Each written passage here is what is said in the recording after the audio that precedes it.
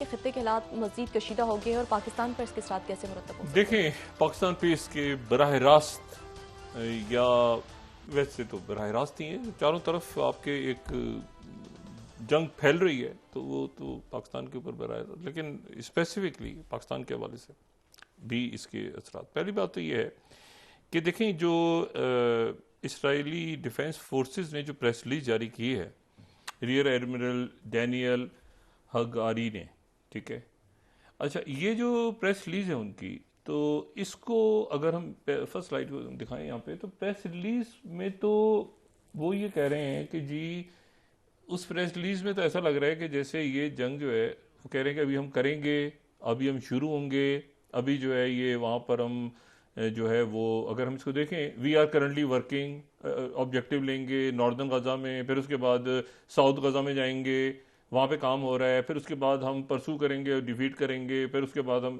Caution के साथ काम कर रहे हैं। अच्छा, 21,000 से ज़्यादा शहादतें हो गई हैं। अच्छा, सफर इन दिस वॉर भी हम आगे अपने मिशन को जारी रखेंगे, अभी हमास को हम शिकस्त देंगे, फिर अपने यरगमालियों को निकालेंगे, फिर कमिट करेंगे। ये पता नहीं, लंबी चौड़ी कहानी है। तो ये तो इनसे नहीं समझ रहा, इनसे होने से रहा, बल्कि ये है कि जंगी जराइम की तरफ मामला चला गया नेतन्याहू हुकूमत, और वहाँ पर याहिया सिनवर जो है उनकी तरफ से बिल्कुल ये है कि हम ना सरेंडर करेंगे ना मामला। एक तो बात ये हो गई। दूसरी बात जो है वो ये है कि न्यूयॉर्क टाइम्स को मैं कोट कर रहा हूँ कि इसराइल ने कहा है कि एक्सपेक्ट मैनी मोर मंथ्स, कई महीने से गजा के लिए चाहिए। अभी जो है वो बाकी दुनिया, यानी जो सीरिया में हो रहा है, जो यमन में हो रहा है, जो यहाँ पे इराक में हो रहा है, जो लिबनान में शुरू हो चुका है, ठीक है ना, ये तमाम खित्ते में जो कुछ हो रहा है, तो अभी इनको कई महीने सिर्फ गजा के लिए चाहिए। और उसके साथ ही एक आज अक़वाम मुत्तहिदा ने, उनका एक अलामिया है, जो फोर्थ स्लाइड अगर मैं यहाँ पे कोट करूँ, तो जो सिग्रिद कैग हैं नीदरलैंड की, ये senior humanitarian and reconstruction coordinator, इनको अनाउंस कर दिया है अक़वाम मुत्तहिदा में जो निगरानी करेंगी, जो अभी जो सीज फायर, जो सीज फायर तो नहीं हो सकी, जो करारदाद मंजूर हुई, तो उसमें ये था ना कि अक़वाम मुत्तहिदा का महदूद सा रोल होगा, तो उसमें ये जो है ये बड़ी एक ज़बरदस्त खातून है। ज़बरदस्त खातून जो है इसलिए इस तरह से हैं, इनका ताल्लुक ये नीदरलैंड से हैं, और ये अक़वाम मुत्तहिदा की जो इमदाद सारी होनी है इस खित्ते में, उसकी निगरान के तौर पे इनको अपॉइंट किया है सेक्रेटरी जनरल ने। ये निगरान होंगी हर सारे इमदादी काम की, और ये जो है ये नीदरलैंड्स की वज़ीर ख़जाना रही हैं, और वज़ीर ख़जाना रही हैं, और वज़ीर ख़जाना जो हैं वो रही हैं, और कुछ अर्से पहले इन्होंने कहा कि मैं सियासत में बहुत ज़्यादा फ़ाल नहीं रह सकती, क्योंकि इनके ये बहुत ये इमदाद और यूनिसेफ और बहुत फ़ाल रही हैं हमेशा इंसानियत के हवाले से। इन्होंने कहा मैं अपनी फैमिली को टाइम देना चाहती हूँ, तो मैं सियासत से ख़ुद को अलग कर रही हूँ। तो इन्होंने कहा था कि मैं वजारत ख़जाना छोड़ रही हूँ। लेकिन दिलचस्प बात जो है वो ये है कि इन्होंने कहा कि मैं फैमिली की तरफ, फैमिली ज़ाहिर इनकी 4 इनकी बच्चे हैं, और इनके हस्बैंड जो है, इनके जो हस्बैंड हैं उनका नाम है अनस, और वो जो हैं वो नीदरलैंड में फ़लस्तीन के सफ़ीर रहे हैं, उनसे इनकी शादी हुई है। फ़लस्तीनी जो सफ़ीर नीदरलैंड में थे वो इनके हस्बैंड हैं।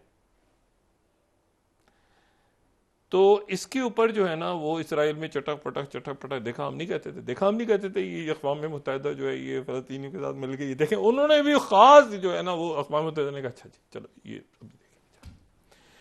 तो ये जो है अब जनाब ये अक़वाम मुत्तहिदा, तो एक तो ये बड़ी एक इम्पॉर्टेंट डेवलपमेंट है, और इसके ऊपर ये 5th स्लाइड देखें ना, शुरू हो गया अभी से इसराइल में। UN appoint Dutch politician wife of former Palestinian minister as Gaza relief coordinator, चटक पटक वहाँ शुरू हो गई है कि भाई ये किसको कर दिया, क्या कर दिया। अच्छा जी चले। दूसरी बात यह है कि ये अब बड़े सवाल उठ रहे हैं संजीदगी से कि क्या इसराइल के पास सलाहियत नहीं थी, या एबिलिटी नहीं थी, इंटेलिजेंस फेलियर था। देखें, ये तो तय हो गई ना बात कि 2 रियासती सोल्यूशन तो नहीं है, चलें नहीं है। अगर फर्ज करें नहीं है, जैसे इसराइल कह रहा है, तो क्या ग्रेटर इसराइल बनने जा रहा है? ऐसा भी नहीं है। क्या कोई तस्वुर, अभी तो ये बचा, ये मामला है कि ये जो इसराइल है अल्टीमेटली तमाम आप स्पेक्ट्रम से तमाम हर चीज को आप चारों तरफ से अगर देखें मामला, या तो टू स्टेट बनेगा, और अगर ये वन स्टेट होगी तो इसराइल नहीं होगा, फिर फलस्तीन होगा। देखें ना आप, लिबनान को, इधर जॉर्डन को, बाकी मतलब ये फिर ये कैसे होगा कि भाई फलस्तीन नहीं है, इसराइल है, और बाकी सारे बैठ के वहां पे दूध पी रहे हैं बैठ के सीरिया में और लेबनान में। तो ये इसराइल बचाओ मुहिम जो है, इस पे अब अमेरिका में भी गौर शुरू हो गया कि भाई ये दो रियासती नेतन्याहू कह रहे दो रियासतें नहीं होंगी। अच्छा, वो बार बार कह रहे हैं हम नहीं मानते दो रियासतों को। तो आप अगर ना माने किसी भी तरह से आप एक लम्हे के लिए तस्वुर करें कि यहां पे एक रियासत होगी इस खत्ते में, तो क्या वो रियासत इसराइल, ग्रेटर इसराइल होगा? यानी ये इराक और शाम और लिबनान ये सारे मिलकर इसराइल बना लेंगे? क्या ये मुमकिन हो? नेतन्याहू उसके हुक्मरान होंगे? ये अजीब और गरीब किस्म की बातें ये लोग कर रहे हैं, इनको शायद जमीनी तो अगर तो होगा तो फिर या तो दो रियासतें होंगे, एक रियासत होगी, और उसी के जो नारे लग रहे हैं अमेरिका में लग रहे हैं जी। अब मसला ये है कि अब इसको तो एक तो अहलियत नहीं, ऊपर से जंगी जराए, और तीसरा ये कि कोई, अच्छा 3 लोग और इनके सरकारी तौर पर जिन्होंने ऐलान किया मारे गए हैं, तो 164 लोग सरकारी तौर पर हो गए जो फौजी मारे गए जमीनी ऑपरेशन के बाद, और IS सेंटर का दूर पता नहीं। अच्छा, इनकी ऑर्गेनाइजेशन का भी शायद इनको अंदाजा नहीं है। यह होगा इसराइल की जो मोसाद है उन्होंने स्टडी किया होगा। ये हमास में जो है ना, हमास में खास तौर पे लीडरशिप के ऊपर पहले से डिसाइडेड है, ये डिसाइडेड होता है। अलकायदा का हिसाब दूसरा था कि उसामा बिन लादेन के बाद क्या हुआ, तितर बितर हो गई, वो था तब। अबू बकर बगदादी का कुछ नहीं पता, दाइश फैज। हमास एक ऐसी ऑर्गेनाइजेशन है जिसके अंदर ये, जिन्होंने भी स्टडी किया हमास को, हमास में तय है कि शेख अहमद यासीन के बाद कौन होगा, उनके बाद कौन होगा, उनके बाद आज अगर इस्माइल हानिया को कुछ हो जाए तो नेक्स्ट कौन होगा, खालिद मिशाल को कुछ हो जाए या ये सेंडर की जगह कौन सा। हमास इस कदर उनके अंदर ये, क्योंकि किसी भी वक्त उनका कोई भी रहनुमा जो है उसकी जान जा सकती है, तो वो उनके अंदर पूरा, ये नहीं कि आपस में हमास लड़ेगी, उसके बाद वो आराम से हमास जो है उनके अंदर ये नाम उनके अंदर मौजूद होते हैं। अब इशू ये है कि ऐसी सूरत हाल में वहां बात क्या हो रही है कि जी हम ये पहले तो फतह हासिल करेंगे जिसमें कई महीने लगेंगे, फिर उसके बाद यहां से असला खत्म करेंगे, फिर उसके बाद जब हम फलस्तीनियों के दिमाग से इसराइल के खिलाफ सारी सोच खत्म कर देंगे तो फिर मुज़ाकरा। ये नेतन्याहू साहब इसमें तो एक मसला है जो कि अब अमेरिका को देखना है कि भाई कैसे, क्योंकि टू स्टेट फार्मूला उनकी तरफ से आया था, फिर आगे बात चली और फिर अरब ममालिक ने भी कहा, पाकिस्तान का भी ये स्टांस है कि 2 रियासतें हों।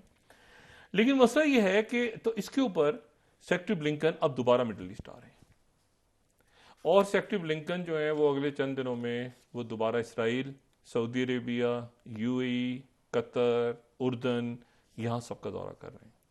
और वो जो बात की थी कि अमेरिका का जो स्टांस था कि अभी थोड़े दिनों में बाइडेन कह रहे हैं कि जी 2-4 दिनों में इसको तेजी के साथ निपटाएं और जल्दी ऑपरेशन करें, इसमें लॉयड ऑस्टिन का स्टांस सबसे स्ट्रांग रहा जो मैं, जैक सलिवन इन यूकॉन जो बैठे, विक्टोरिया न्यूलैंड वगैरह, ये सारे इन्होंने ये जंग की तरफ धकेला बाइडेन इंतजामिया को।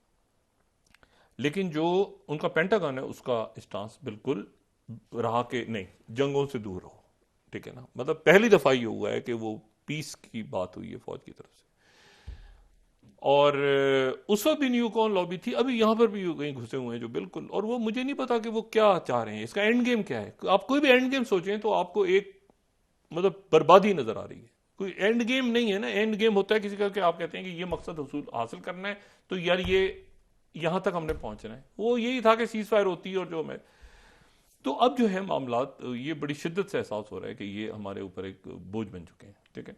अच्छा, उसके बाद जो है दूसरी बात यह है कि जो इनके एक बड़े इम्पोर्टेंट जो साहब हैं, दरमर जो हैं, रॉन दरमर नेतन्याहू के बड़े करीबी मुतमिद हैं रॉन दरमर, और ये उससे पहले जो है वो काफ़ी ज़्यादा फाल रहे हैं, बहुत एक्टिव रहे हैं, ये नेतन्याहू के करीब हैं। ये इस वक्त आज इन्होंने वाशिंगटन में मुलाकात की है सेक्रेटरी ब्लिंकन से और जैक सलिवन से।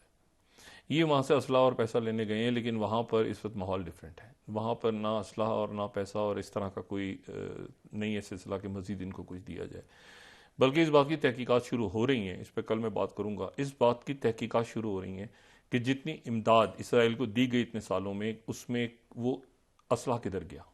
अब इसराइल को बिल्कुल वही सूरत हाल है जो ज़ेलेंस्की के साथ हुई ना, कि हमने पैसा दिया था, असला दिया था, तो कहाँ गया। तो ये सवाल अब इसके ऊपर कल जरा डिटेल से मैं बात करूंगा कि ये बात अब शुरू होने जा रही है कि इसराइल की जो इतनी इमदाद की गई, तो ये वो सारी कहाँ गई। ठीक है, क्या वो असला इस्तेमाल हुआ, बेचा गया, या वो 2000 या जो पाउंड वजनी बम थे वो इन्होंने गिरा के शहीद करके बेगुनाहों को। और मैं आपको बताऊं, अब जो तादाद आ रही है ना, पहले ये था कि 60, अब आ रही है कुछ 70 से 75% खवातीन और बच्चे शहीद हुए हैं। 70 से 75% खवातीन और 18 साल से कम उम्र नौजवान और उनकी शहादतें हुई हैं। तो ये जो है ये मामला हो रहा है, ये बिगड़ गया मामला। अच्छा, उसके साथ ही जो है एक और जहाज जो है उसके ऊपर फिर हूतीज ने उसके ऊपर, ये यहाँ पे मैं ये बता रहा हूँ आपको, 10 स्लाइड अगर दो, ये है MS यूनाइटेड 8th, इसको रेड सी में निशाना बनाया गया है। ठीक है, ये लेकिन कोई नुकसान नहीं हुआ, लेकिन ड्रोन वगैरह इस पे फायर हुए हैं। और लेकिन ये जहाज जो है ये अगर इसको हम ब्लूमबर्ग को कोट करें, मैं ब्लूमबर्ग को कोट कर रहा हूँ, तो ये जहाज सऊदी अरेबिया से पाकिस्तान की तरफ जा रहा था। ठीक है, मैंने आपसे कहा ना कि ये जो इशू है, जो सप्लाई चेन्स का इशू है, ग्लोबल सप्लाई चेन, जो मैं पहले दिन से कह रहा हूँ कि ये इशू, इसमें सारी दुनिया मुतासिर होगी। और इसमें जो है वो मतलब है कि पाकिस्तान का शिप है या इसमें वो जहाज़ को देख के नहीं, वो मतलब अगर ब्लॉक करना है तो फिर वो ब्लॉक होगा। और फिर पहले तो उसमें ये सऊदी अरेबिया से आ रहा था, इसके करीब भी कहीं गिर गया जाके। पाकिस्तान की तरफ से कोई बात इसे वजाहत नहीं, ब्लूमबर्ग को इसीलिए मैंने कोट किया कि वो कहाँ कौन सी पोर्ट की तरफ जा रहा था। तो ये ग्लोबल सप्लाई चेन है, इसका खुला रहना बहुत ज़रूरी है, वरना तो कीमतें, तेल, ये सारे मामलात, और जाहिर है कि ये जो इत्तेहाद बना हुआ था, ये जो जंगी इत्तेहाद तो नहीं था, ये इत्तेहाद तो बना हुआ था ये कज़ाकों के खिलाफ।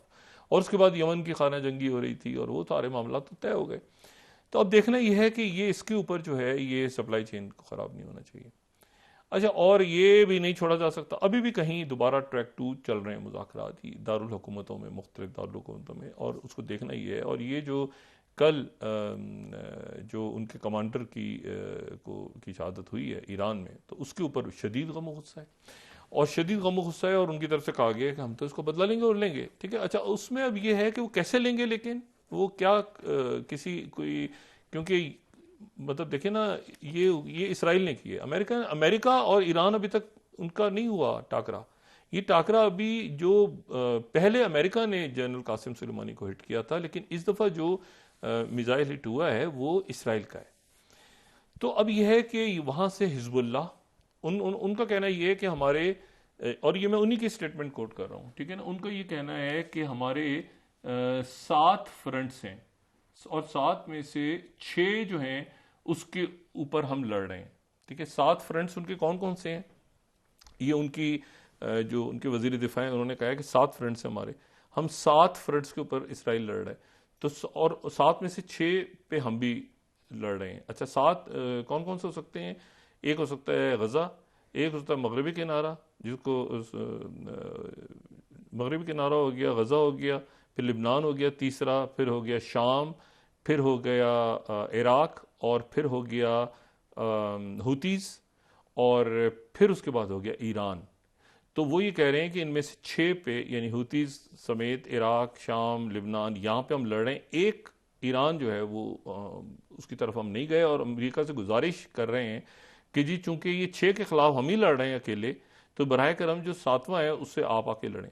अमेरिका ने जो है वो कह दिया कि वो तो अब अमेरिका तो खुद ईरान उन्होंने इंडिया के मत्थे डाल दिया। इंडिया वाले भी वैसे तो नहीं कि जाके ईरान के साथ लड़ाई शुरू कर देंगे अपनी, उन्होंने ईरान के कि आपके यहाँ तो मिसाइल जो है ये तो होती नहीं, ईरान ने फायर, ईरान ने तरदीद कर दी। इंडिया देखे ना, इंडिया के मत्थे डाल दिया कि इंडिया ईरान से निपटेगा। ईरान क्यों इंडिया क्यों लड़ेगा, ये फजूल बात है ना। तो इंडिया ने जो है वो अपने वॉरशिप्स वगैरह आगे भेजे, लेकिन जंग तो इंडिया नहीं करेगा ना ईरान से। ये तो एक नया यहाँ पे कट्टा खुलेगा।